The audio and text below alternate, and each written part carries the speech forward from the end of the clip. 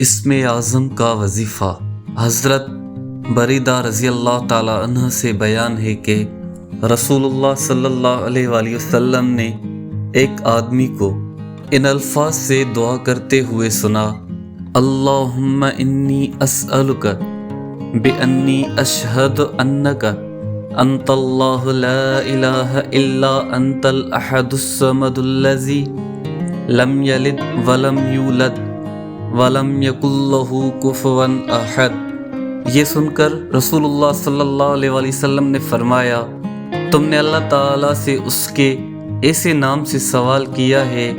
کہ جب اس نام کے ساتھ سوال کیا جائے تو وہ عطا کرتا ہے، اور جب اس نام کے ذریعہ سے